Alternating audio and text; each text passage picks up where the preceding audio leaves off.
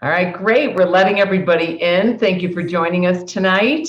I'm Sarah Cooperman. I'm the CEO of SCW Fitness Education. I feel like I need a few more like abbreviations with letters. But thank you for joining us tonight. We've got about 177 people that registered. We're finding that more and more people are watching the recordings. So you're going to be receiving an email. I believe, Carter, it's scheduled for Thursday. That is going to have a bunch of recordings on it. So if you want to see any of the past recordings from November and December, you guys will be able to see it. But we love recording the webinars and we love doing them live. So we greatly appreciate you guys showing up. If you move your mouse, you guys know how to do this. Go to the bottom of your screen. You're going to see the green share button. Go to the left of it. You'll see the chat box. And I'd love you to type in your name and where you're from. We'd love to do this. And then also this familiarizes you with our chat box. I really do try to pay attention. So if you have a question, if you have something that of interest that you want to share, throw it in there. We're always listening. We've got Kat from Tampa, Agnes from Austin. I see a lot of people. Oh, goodness, this is great. Joanne from Maryland. Sue, we got another one from Austin. I have no idea what's going on with Texas, but I think a lot of people are bored there. Okay. Yeah, talk about a COVID mess. My whole family got COVID over Christmas. This Omicron is just going wild. Joan from Pennsylvania, Aaron from Boston, Patty from Vermont. We've got Rhonda from New Hampshire. We've got Goga from Maryland, someone from Bonita Springs. I love this. Sherry from Chicago, but she's wintering in Bowman. Thank you for sharing that, Sherry. Okay, so we've got marvelous presenters tonight. We're going to be talking about the big three. So we're going to be talking about almost every gym goer knows of the bench press, squat, and deadlift. Bench press, squat, and deadlift, the big three.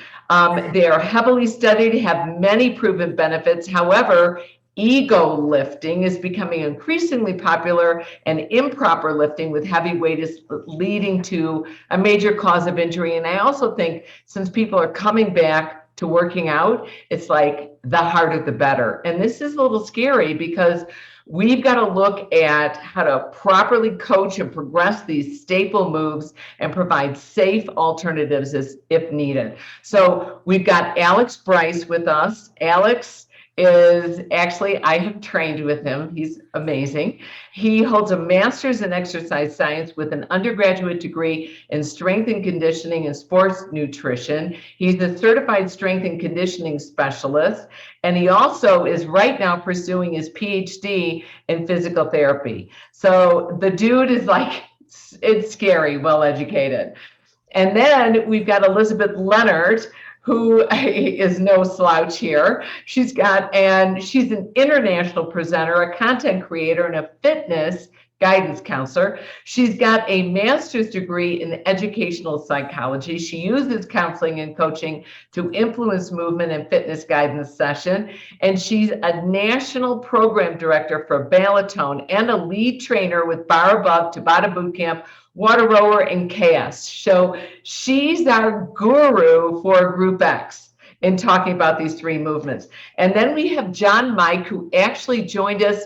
When was it in Atlanta? Was it 2019? Yeah, July 2019, yeah. Yeah. So it was a while ago. So we're very excited. We're hoping that he comes back to our California event because he's located right now in Arizona. He's currently a PhD, so I'm just going to call him Dr. John. Okay, he's a PhD and he's a professor in exercise science and sports performance program at Grand Canyon University in Phoenix, Arizona. He's been a visiting professor in kinesiology at the University of Southern Mississippi and an assistant professor at Lindenwood University in St. Charles, Missouri. And he earned his PhD in exercise science at the University of New Mexico. You guys, a lot of us know Len Kravitz, so this is kind of exciting. So we're really excited to have John. And if I call him Mike, you're allowed to be like Zoom slap me if you want. That's perfectly acceptable. And we have Carter Anderson who's with us. He is also a personal trainer, but he is helping coordinate all our webinars, and we're very appreciative that he's running our webinar tonight. So we're jumping right in. What makes these exercises so popular and well known? And you know what, I'm shaking it up. I'm starting with you, John. Okay. I think, well, thanks for having me on, and thanks for everybody for joining in on the chat, and hopefully we can answer a lot of your really cool questions. I think one of the things that makes this so popular is certainly the familiarity that people have with these exercises.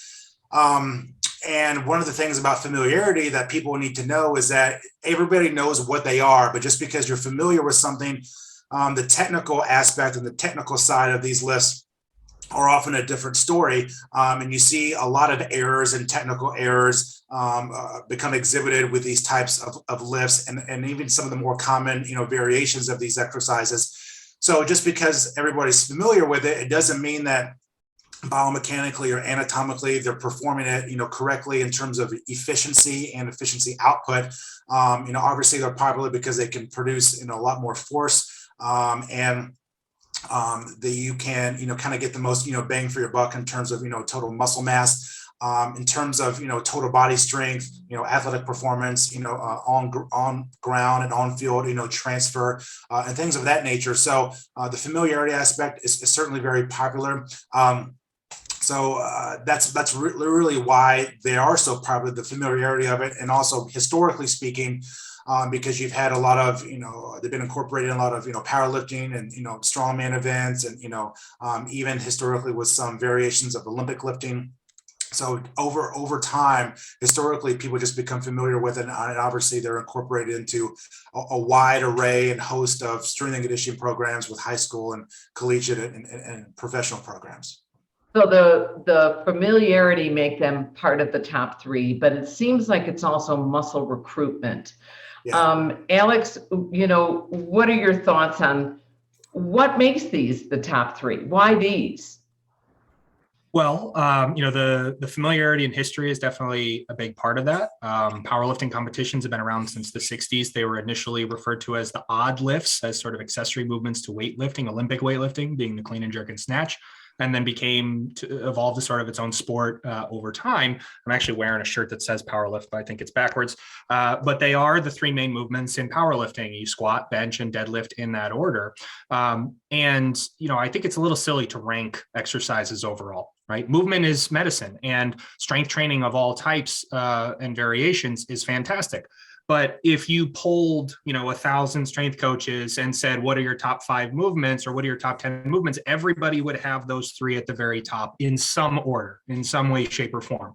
They're amongst the most fundamental movements of how we can express force and to gain muscle, strength, power. They're absolutely the foundation of everything we should be doing in the weight room. Yeah, in the weight room and in real life. And it's interesting. Before we turn the camera on, Elizabeth, you were talking about the, teaching these in Group X. Because, when you're on a one-on-one, I can't say it's easier, because you really got to dial in and focus in on that person and exactly what their needs are and what their function, what their activities of daily living are, what their goals are. I mean, there's a lot to consider when you're dealing with a personal trainer. But when you're dealing with this Group X class, how do you integrate this? How do you use these 3 movements? Oh my goodness, that's such a great question, Sarah, because when you're teaching group fitness, it could be, 5 people, it could be 200 people, and the goal is to get all levels moving quickly and easily. And it's also really dependent on what you're using for equipment. So where these amazing gentlemen will be going heavy into the technical features and muscle recruitment. When you're teaching group fitness, you've got to get it out there, and a lot of times it's to the beat of the music. So you've got to go big, set them up, and make sure that we've got everybody moving. So that setup I find in group fitness, the first thing in the squat is that their feet do not have to be just hip width apart, because the size and shapes of our bodies, the length of our femurs are all really different. So I'll start them with their foot placement and getting them into a comfortable squat position. That lets them get their deepest, safest range of motion. And that's really important in group fitness, regardless of what you're using for props. The group fitness instructor loves these because we can program something that is a squat, looks like a squat, a variation or derivative of, with a multitude of equipment. So it goes a long way in fitness programming in group. Yeah, and it's hard to watch everybody at once and make sure they're doing it. But it seems like it's also an everyday movement. A squat, you got to get down on the toilet, you got to get up on the toilet. You get down to a chair, you get up on a chair. So at least it's something that they're hopefully aware of, and cueing it en masse is maybe a little bit easier because they are familiar, like you mentioned, Elizabeth, and that's important. Now, how can we properly cue and coach these exercises for clients at different experience levels? And I'm going back to you, Elizabeth, because we've got, they don't come to us at 5:30 because of the class name or the level of experience that's required. They come to us at 5:30. Why? Because it's 5:30. Yeah. So then we're stuck with this. And how do we properly cue the squat? Give me 3 cues you think you would use when properly, motivating the group to do it biomechanically carefully. I ask them to put equal energy on both feet, between both hips and between both shoulders. I ask them to hinge as if they're sitting back in a chair, and believe it or not, an open chest. I ask them to keep an open chest and to keep a separation of their rib to hip, because I find a lot of clients, especially in Group X, can't discern between a squat and a hinge. So you've really got to take that setup in terms of where they're putting their energy, and that range of motion in the squat is going to come in group when they're ready for it to come, dependent upon the equipment, whether or not there's load in their hand or not. And how do you think that's different, Alex, in, let's say, a personal training session or in a small group training session? Is it pretty much the same, or does it vary, these cues? It absolutely varies. One of my favorite things to say is it depends, right? There are absolutely big picture global things that we would expect for a squat, a deadlift, a bench press, or any of the variations within those overall categories. But everyone is an N size of 1. If every single person here lined up and performed a squat, I don't know how many folks. Okay, so we got about 50 something of us. We would have 50 something different movement strategies. Everyone should look a little bit different with the way that they perform certain exercises, and that's fine. We have different anthropometrics, different limb lengths. Dr. Mike and I are pretty similarly sized. We're also team bald, which is great, but we would not squat exactly the same. And as long as we are within those generally accepted areas, then there is a tremendous amount of opportunity for variation or individuality to fit exercises to my clients' bodies, not the other way around. I do compete in powerlifting, and so I have to, in some ways, fit my technique of these 3 movements to competition standards, and I have to use a barbell. But unless you are a barbell athlete, there's absolutely nothing that says that you must perform any of these movements in a particular manner. And it does give us quite a lot of flexibility to address compound movement, meaning multiple joints, many muscle groups in various ways. If somebody is having trouble squatting to depth, okay, fine, we can use a box. We can regress to a box or a bench. If a barbell is bothering their back, great, we can use a dumbbell goblet position instead. So it can seem a little scary or overwhelming in that regard, but it's actually very empowering, because it means that we can remove barriers to movement and get people loaded and improving strength in a variety of ways. And John, what would you say is so important about loading? Making sure that I'm not saying not using body weight is inconsequential, but I'm saying I'm wondering why load is so important to really overload the muscle. Well, I mean, it's ultimately important. I mean, if you're not really loading the muscle, I mean, you're not stressing the musculoskeletal system. If you're not stressing the musculoskeletal system, then you're really limiting adaptation. If you're limiting adaptation, you're limiting strength. You're limiting strength, you're limiting the power, ultimately limiting performance, particularly for, the elderly population, people in their, 50s, 60s, 70s, where strength and power is crucial in order to, reduce risk of like falls and fractures, to gain, ultimate, strength and power, especially, eccentric training, because that's actually my research background, what I did my PhD on. Eccentric training is certainly very beneficial, important for the elderly population, in terms of, helping with, deceleration, acceleration, but, decreased risk of falls and fractures, et cetera. So ultimately you have to load.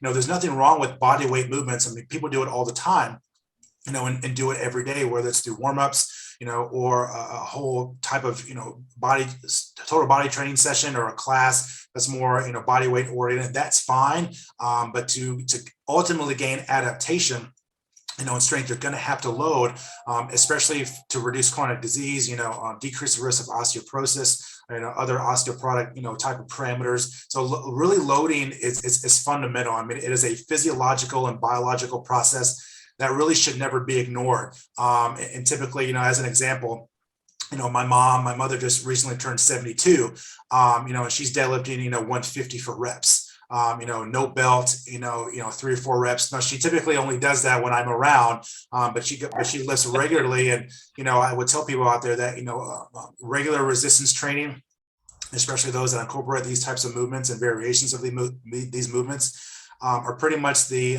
fountain of youth. I don't think that you're really going to get anything that's close to the fountain of youth is, long-term progressive overload resistance training, total body strength. So that would be my response, for that. In terms of, cueing, it really depends. I mean, you have to fit the person to the exercise as opposed to the other way around.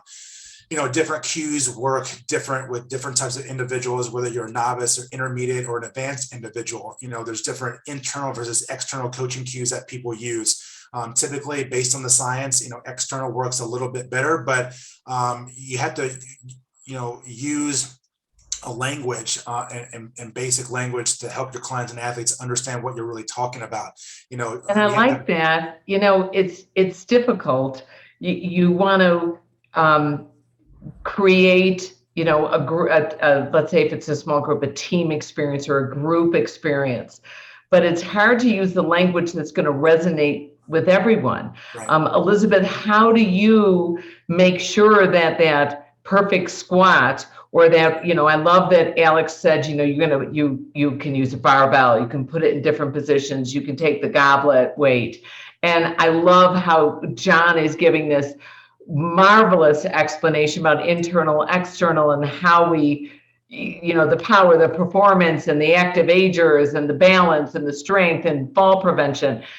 I mean, it's obvious we need to do this. How are we going to integrate this into Group X and make sure that it resonates with them, we can connect with the group and help them improve their activities of daily living? I was going to mention too, and I love how this is kind of all, it's also complementary, because you have to speak their language. You definitely need to speak the language of the people who are in your class. So in group fitness, if you take someone, for example, from a cycling class, and they happen to come into a bar class, and they're going to do a narrow bar squat. If you're not familiar with that foot placement would be like an old school sissy squat type of placement. If that helps, gentlemen, if you're not used to like the traditional bar squat, it's the same foot placement, but there's a bar, and I kept this in the background so that you could kind of see the bar is just used for alignment. So where if you were doing a sissy squat, for example, your back squat, and you were at the Smith machine, back in the day, the bar is in front. So in setting up that alignment, if I were to take a cycling student into a bar class, a cycling person understands for the alignment from their knee to their ankle, they'll understand the plumb line So I'll use association, for example, of the crown of their head through their tailbone, maintaining that same plumb line and letting them know that the joint action is simply coming from their hips. So that's an example of knowing who your audience is and speaking their language. And while the technical components are certainly so important, in group fitness, we've got to be able to make an association so we can focus on that one thing that we want them to do and associate either something that's a visual cue, maybe it's a kinesthetic cue, so that they can understand like how it's supposed to feel. And that's an example of how that would work. It depends on where you're going to be loaded. If I took an athlete, for example, and had an athlete doing a bias squat on a Bosu balance trainer, if one foot's on a stable surface and the other's on an unstable surface, I can have them load the inside leg versus the outside leg, or ask them again to equally load both legs. And it's going to be really dependent on the outcome. So something like that, cueing with an athlete, you can ask them to, think of an exercise, for example, or something that they're going to perform in a sport or in daily life where they might have to be loaded on the inside leg or the outside leg, or something where they would feel deceleration and acceleration. So knowing your audience a little bit, or a lot, I should say, and knowing the things that already resonate with them, use those in your cues in group. And then that actually lets a group fitness instructor in a great facility where you have hopefully a team of group fitness instructors and personal trainers working together. We can do an amazing job training the masses once people are understanding and feeling comfortable and saying, now that you want to go heavier, now that you want to take things to something that's more independent and more individualized, let us send you over to these people because they're going to let you advance your lifts. Maybe you want to get into powerlifting. Maybe you want to learn how to get more technical. So I've always been that firm believer that even though we kind of do things differently, that there's so much power in working together because we both prep people for both things. Yeah, prep them and make them aware of their body, what's expected. I love the way you talked about the body alignment. I hate the name sissy squat. I know. I hate it. I knew they would understand what I meant by the alignment. I hate the fact that I understand what you mean. Okay, I hate that. I like a sissy squat, but I don't like you very much right now. So how can we properly cue and coach these exercises for clients at different experience levels? How do we connect with those clients? I think that's important. I love the way you guys are answering that. And how can we properly program these lifts into a client's plan? And I know, I was talking, Alex, before we turned the camera on, I was mentioning, you've trained obviously jujitsu athletes, and you've trained how many different variety of athletes, and how do you train these different athletes so that it fits into their program? So that's sort of, the art of coaching and being able to provide, the proper stimulus for your clients and working backwards to their goals and their needs.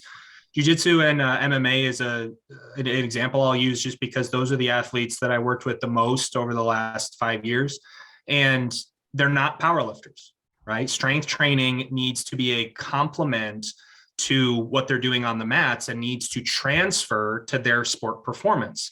And so as tempting as it would be for me to want to just load them up and get them as strong as possible, those in a situation like that, if they're trying to train the way I do, grinding through reps, well, then they're moving at very low velocities. And especially in MMA, when we're throwing strikes, punching and kicking, I need to be able to improve or at the very least maintain the speed at which a fighter can throw strikes. So I can be specific with the type of equipment I'm using. Maybe their joints are really beat up from competition class, or they're nursing an elbow or a knee injury, and maybe a barbell isn't appropriate. Maybe I need to use a selectorized piece of equipment. Maybe I need to use a leg press. Maybe I need to use a Smith machine, something that's a little bit more joint friendly, but still allows them to utilize those patterns, recruit the muscle that I'm looking for, produce a lot of force.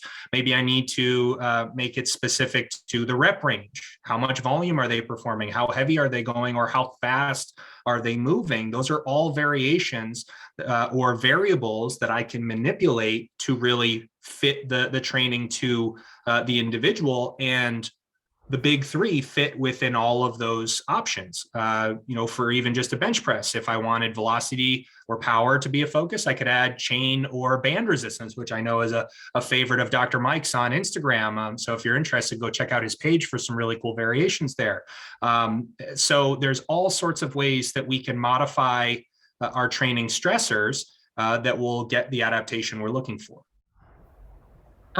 Speaking of Dr. Mike, okay, and how would you respond to that? What are some of your favorite pieces of equipment? Not just favorite movement patterns and how do we program for a variety of athletes, but are there any particular pieces of equipment that you prefer? Yeah, so the first part of the question in terms of properly programming, and obviously it really depends. I mean, if you're looking at a sport like powerlifting, as Alex, alluded to, it's based around the big three movements. You go on the opposite, end of the spectrum, a sport like golf that has really nothing to do with, or very little to do with max strength. It has more to do with, rotational power, moving in the frontal plane, moving in the transverse plane, thoracic and hip mobility, and finesse, and obviously and skill of golf. So, two different types of sports that require two different types of thought processes and programming. If somebody wants to do, barbell bench press in golf, that's great. You should probably, and we'll get to this, I'm sure we'll talk about this, shortly, choose a different variation that's a little bit less technical and less demanding, but still can be, an accessory, assistance movement, for them in their particular type of program. So that's how you really need to look at it. If you look at sports like football, 90% of it is based on, squat, bench, and power clean, or variations, plus the other accessory work. And so when I mean accessory work, it should be defined as, what are some other assistance exercises or accessory movements that help facilitate strength or power hypertrophy with their main, lift. So if they have programming based around squat, bench, or power clean, their assistance lifts should be geared toward exercises and movements that help or assist in the main drivers of their particular type of program, with other aspects of cardio and conditioning as well. So you have to really be familiar. I know as an industry, we've really gotten away from the term sport specific, and I'm glad we have, because you can certainly do a wide array of exercises for a sport that really have little to nothing to do with the actual particular, movement. Like if you look at downhill skiing, for example, you can incorporate, a lot of eccentric activity, single leg work, lateral, movements, sagittal plane, transverse plane, but you can also do, normal bilateral movements like squat or deadlift. So, I'm glad we've moved away from that in terms of more encompassing a more holistic sports performance approach, if you will. So I think it's important that people look at that. In terms of my favorite types of equipment, I'm a big fan of different specialty bars. There's the safety squat bar, which versus a traditional bar, you have a pad here, and a pad, behind your neck. You have handles right here. So that's important because if you have individuals that have maybe wrist or shoulder, injuries or movement restrictions, they can use that particular bar. You can use a cambered bar, which is essentially, if you imagine like a normal barbell, but instead of having the handles right here, your hands are actually down here, towards the side. So you can actually load a little bit more weight, because the weight is typically closer to your axis of rotation, whether it's with bench press or particularly, with squat. So I'm a big fan, obviously, of accommodating resistance, incorporating bands and chains. I do see the setup for those types of equipment pretty butchered all the freaking time. It drives me nuts. So obviously that's a technical aspect of lifting. Those are some of my favorite pieces. And we could go on and on, but I think it's important for people to, try different things and see how well you respond, because there's, 10, 15, 20 different types of leg presses out there, and they actually all can be not only used differently, but activation in terms of, higher degrees of knee flexion, or hip flexion can actually produce different results and adaptations. And I like that you also talked about the athletes, that you can't just say, okay, every hockey player has to do a squat. Every every baseball player needs to do shoulder work. You can't just lump people together. I'm saying that because my son, I've got one who is a collegiate hockey player, and the muscles he needs to work on are quite different than some of his friends on the team. And so you've got to individualize that. And I like the creativity of the different equipment. And Carter, I greatly appreciate that you put Dr. Mike's Instagram in there so we can, sneak in and steal a few exercises here and there. Thank you for doing that. And Elizabeth, I know you do a lot of work on Bosu. We're going to try to get you at the Mania conventions doing some work on the Bosu. How do you integrate the Bosu into your exercises? Do you also, let's say, prefer tubing over hand weights, again, when you're dealing with a group? I agree. One size doesn't fit all in terms of equipment. It's accessibility. Even in group, it's accessibility. So most of the time, if I'm teaching a strength class, for example, it's never one size fits all. So we could be doing a squat and I could have someone squatting on the floor, and I teach it in a progressive manner where they'll keep a periodization, so to speak. So they'll have a class plan in group exercise speak that they'll keep for 4 to 6 weeks, so they're familiar, and then they can start to try and use what's more accessible. So I might have someone on a balance trainer, and we want things to be inclusive in fitness because one size doesn't fit all. And we know that we have different histories in our bodies. Sarah, I have 2 rods in my spine. I have some seriously strong legs, but I've never back squatted over 150 pounds because it doesn't make sense for my spine. So if I take that into consideration, even in group, and I might say, if your goal is strength today, then I want you to pick up the heaviest weight. But when I know there are people in group, for example, that are like, I want to, but I can't do that anymore. That might be when I say something, if your goal is balance, then I want you to go ahead and hop on the balance trainer and notice the feedback that you receive in your ankles and your knees and your hips as you lower back into a seated position. So you can get people doing different variations of the same exercise in class so that it is more inclusive in that fashion. You'll also see, when I teach virtually something for a squat, you'll see I have, a bar back here because I wanted to show a visual. I have bands attached with anchors. So for clients that I know need assistance in their squat, they're going to take the handles to those bands, and it's going to be a form of assistance for them with their arms elongated, and they'll come back into a squat while somebody else who's training virtually might be doing a back squat with a barbell. So it's all about really planning things out and practicing in group the cues so that you can make it inclusive. So I might teach a complex to them that says, this is what we're going to do. If you've got this, do this, do this, do this. And it's just a matter of practice again and skill to know who your people are and how to get everybody doing the variation that works for them at the same time. And I really think that teaching in the virtual space has made us really mindful and really good at doing those things. I think it's also the virtual space has forced us to emphasize our own correct posture and alignment, because it's like it, and also the verbalizations have to be far more detailed and organized and responsive to different groups.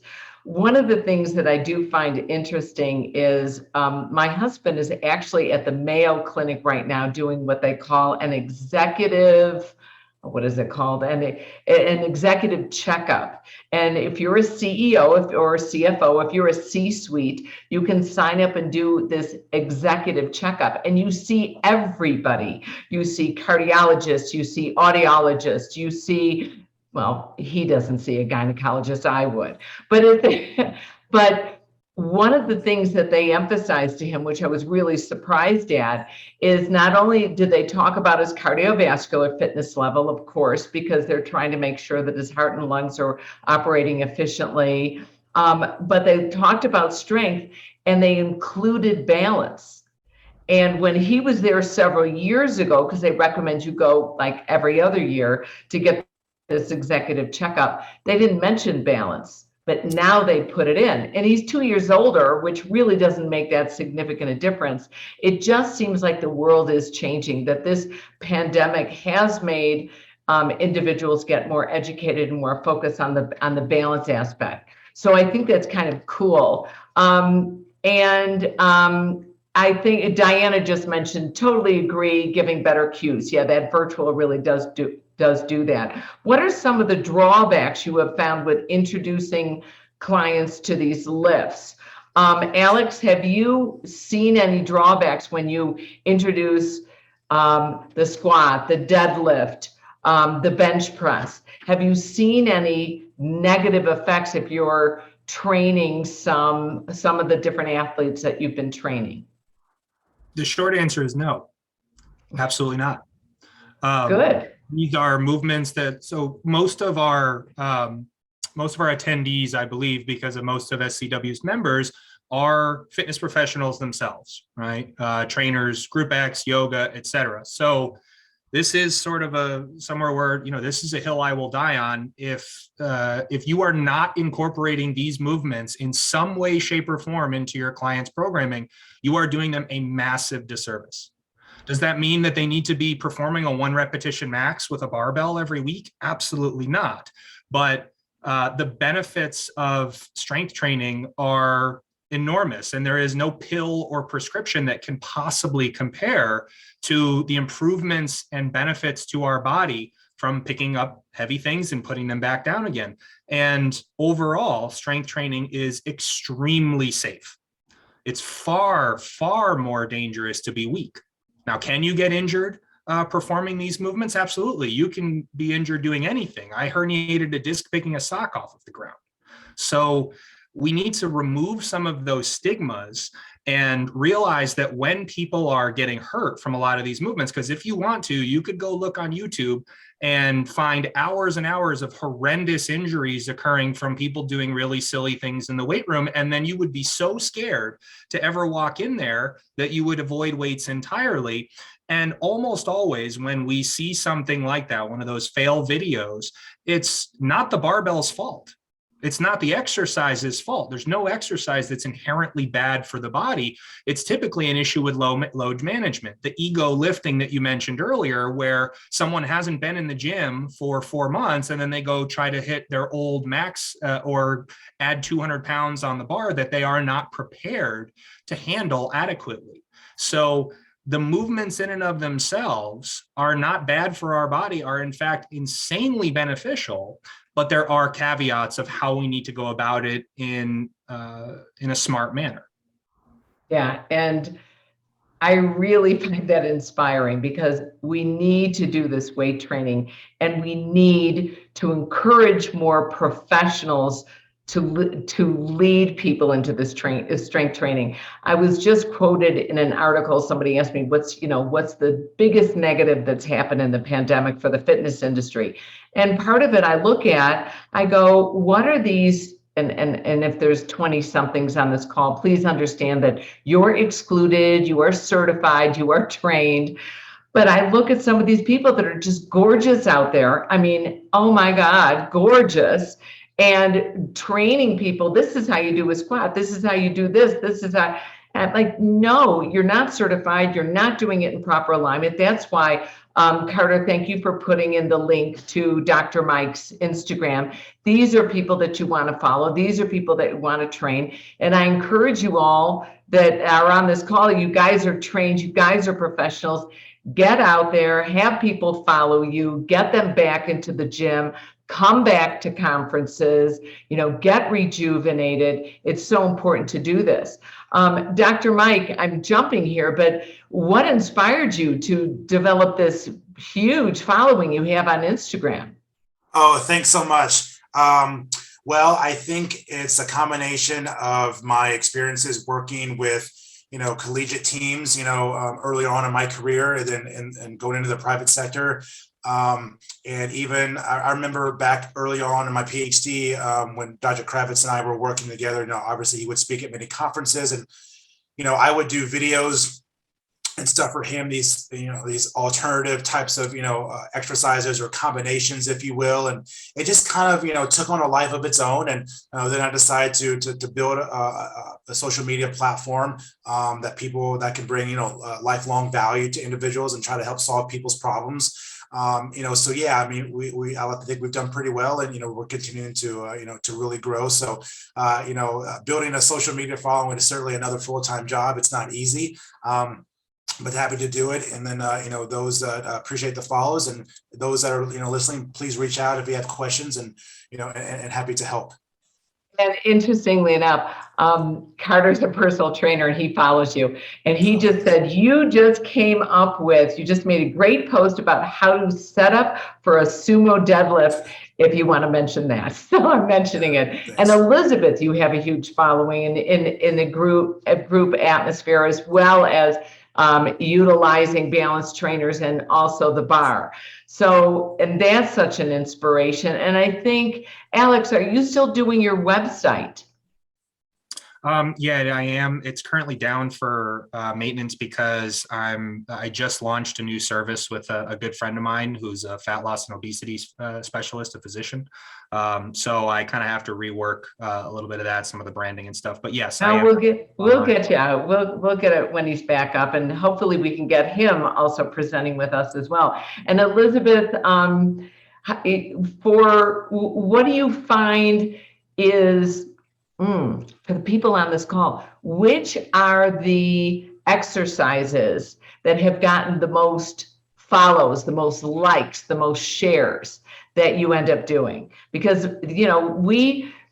we're not competing with each other. There are billions of people that need to start moving.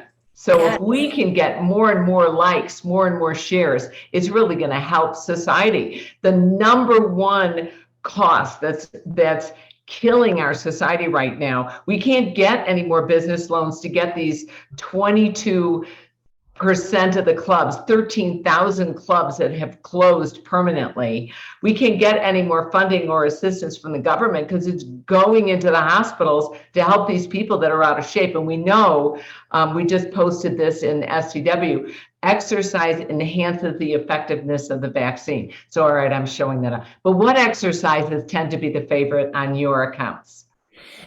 People love burpee variations. They love, I think in group, people like some of the party trick exercises.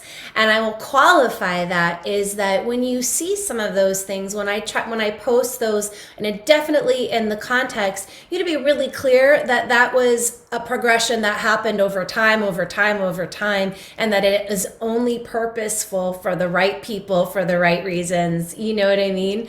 But I think still squat variations and in group, we're not powerlifting, but I think what really resonates with people is two things. The first is that they like to see variations, and they want to see their, and those variations might include things like equipment, but also speed. They are very interested. I do contrast training within group fitness, and I explain all of these, different things. So we can take some of the skill sets and put it in. But the other thing that I'm finding that they're starting to go, oh, and they may not always comment because they don't know what to say, is when you can bridge that gap between group fitness and personal training with periodization and let them know, how can this be used and how can I progress from week to week in a group fitness class? They're paying strong attention to those things now. So whether you're following anyone's particular account or not, that is one of the biggest tips for people who teach group. Your people have been squatting with you in variations for decades now. You've got to explain to them how they can make it better and how they can get stronger even within group, and that's going to come from your cues and then expanding your posts beyond the party tricks, and it both can be done. Okay, great. Well, I thank you guys for coming. I really appreciate this. Elizabeth, thank you. Alex, thank you. Dr. Mike, thank you. Carter, thank you for managing this for us. I'm going to show you right now. We're getting ready with our DC Mania conference. I'm going to show you a little video.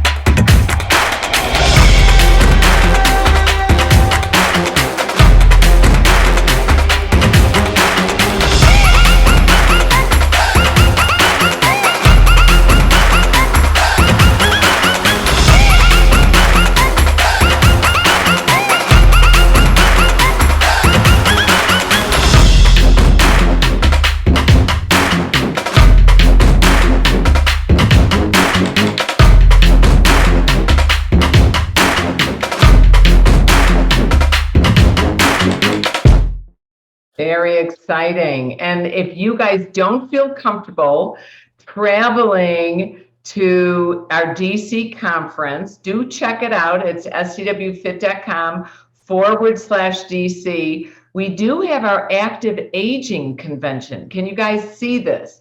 Yeah. And we've got, I'll show you a little bit of what to expect at that show.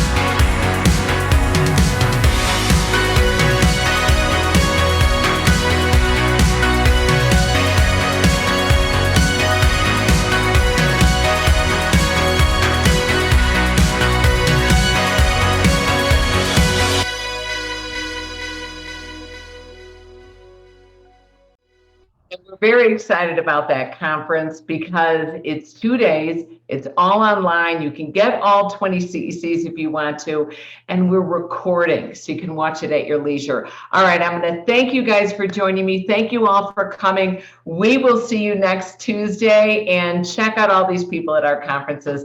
Thank you all. Have a great night. Thank you very much. Happy New Year.